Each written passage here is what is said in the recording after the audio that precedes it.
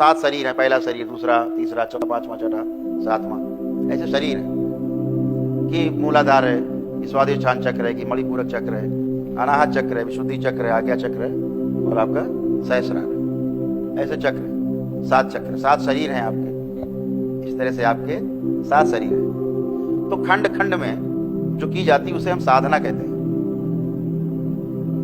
और कोई भी कर्म है, इसको ध्यान से समझना, तो जितना भी कर्म है, आप कुछ भी करते हो कर्म है। मैं बोल रहा हूं ये कर्म है, आप सुन रहे हो यह भी एक कर्म है, आप भोजन कर रहे हो यह भी कर्म है, भोजन छोड़ दीजिए, उपवास करिए, यह भी कर्म है। आप सोते रहिए कर्म है, जाग जाइए भी कर्म है, दौड़ते रहिए कर्म है, खड़े हो जाइए भी कर्म है। ये सारे कर्म हैं जो आप करते हैं और हर कर्म का भोग आपको भोगना है, ये तय है। क्यों भोगना है? क्योंकि कर्म आप कर रहे हैं, तो जो भी आप करेंगे उसका भोग निश्चित है। तो ऐसा क्या किया जाए कि हमारे द्वारा किए जाने वाले कर्म का भोग हमें ना भोगना पड़े? ऐसा क्या करें? तो इसके लिए बहुत सीधा है। भगवान शिव कहते हैं कि कुछ भी हम करें, कर्ता के भाव से जब हम करते हैं कि मैं कर रहा हूं, तो इसका भोग तय होता है। ठीक है? आप देखते हो ना, जब आप आते हो दरबार, आप बोलते हो कि गुरुदेव आपकी कृपा से हम बहुत अच्छे हो गए, हम मरने से बच गए, तो हमारा, आप पूरी बात नहीं कह पाते, मैं बोलता हूं तुरंत, सब बाबा और मां करते हैं। बोलता हूं, सुनते हैं आप? इससे क्या हुआ? हमने कुछ किया ही नहीं। जब हमने कुछ नहीं किया तो मेरा कोई भोग तय नहीं। ठीक?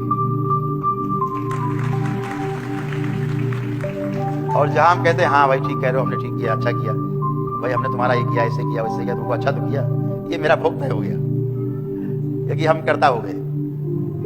हमने मान लिया गहरे में कि हमने किया है, स्वीकार कर लिया मेरे मन ने, तो फिर हम कर्ता हो गए। जब कर्ता हो गए तो भोग तय है। इसीलिए भगवान श्री कृष्ण ने अपने पूरे दर्शन में, भगवान श्री कृष्ण ने कभी साधना नहीं की। कभी पढ़ा आपने? किसी ने पढ़ा कि भगवान श्री कृष्ण ने कोई साधना की कहीं जाके जंगल बैठ के?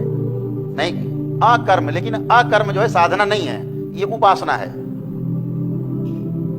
साधना वो है जो खंड खंड में होती है, उपासना संपूर्णता में होती है कि मैं तो हूं ही, अहम ब्रह्मास्मि, यहां तक। लेकिन उपासना पद्धति भगवान श्री कृष्ण की जो थी वो उपासना पद्धति थी, इसलिए कभी कोई साधना नहीं की उन्होंने, क्योंकि उनका सारा जोर अकर्म पे था। जो भी करते थे वो अकर्म, मैंने किया ही नहीं। जैसे अभी हम कहें कि आपके साथ एक सज्जन आए थे वहां, उनका क्या नाम था, तो आप कहोगे अरे याद बहुत, आप खोपड़ी खुजलाओगे, इधर देखो उधर देखोगे, मत्था ठोकोगे, याद नहीं आ रहा, याद नहीं आ रहा। बहुत जितना कोशिश करो उतना भूलते जाओगे। ये भी अद्भुत है, जितना कोशिश करोगे उसका नाम याद करने की, उतना भूलते भी जाओगे। विस्मरण, इसी जो शब्द है विस्मरण, विस्मरण शब्द का अर्थ यह है भूल गए ऐसा नहीं है, याद है लेकिन याद नहीं आ रहा है, विस्मरण का यह अर्थ है। जैसे यहां बैठे आप जितने लोग हो, आपको जान के आश्चर्य होना चाहिए, होगा भी आश्चर्य भी, जितने लोग आप बैठे हो, जितने भी यहां और जितने पृथ्वी पर मौजूद हैं मानव, लगभग 750 करोड़ मानव है, स्त्री पुरुष बच्चों बुजुर्ग के रूप में, सभी परमात्मा है, सभी परमात्मा है। बस क्या है, भूले हुए हैं। कैसा भूले हुए हैं? बस जुबान पे बाहर नहीं निकल रहा है। तो परमात्मा तो है आप, लेकिन जिस दिन जुबान से निकल के बाहर आ गया परमात्मा हो जाते हैं। तो ऐसे ही हम भूल गए कि हम परमात्मा हैं। अकर्म करते करते एक दिन आपको इस चीज का जब जानकारी हो जाती है कि तल से जुड़ जाते हैं, गहरे वाले तल में नीचे, ऊपर का तल सबसे नीचे वाले तल में जुड़ जाता है जब, तो उसको पूरा दिख जाता है, तो ये नहीं कहता है कि हम इस सृष्टि का अंश हैं, वो कहता है मैं ही सृष्टि हूं।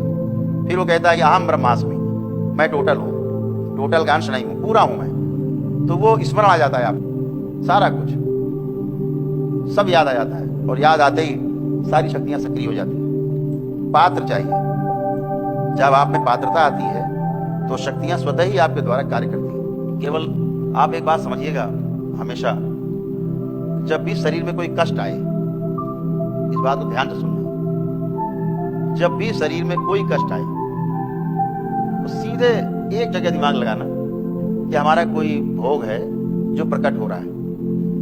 कष्ट आते हैं आपके भोगों को, आप भोग पाओ, भोग करके आप शुद्ध हो जाओ, आपका अगला जन्म अच्छा हो, समझ रहे, इसलिए आते हैं। चाहे कोई दोष हो, चाहे किसी प्रकार का कोई अच्छा कार्य हो, तो उसका भी आपको मिलता है यश और भोग मिलता है। अभी तक जो भी आपने पुण्य कार्य किए, आपको ध्यान होगा सभी को, जिसने जितना ज्यादा पुण्य किया होगा, जिसने जितना ज्यादा अनुष्ठान किया होगा, जब तब हवन किए होंगे, उतना ही कष्ट में आ गया होगा।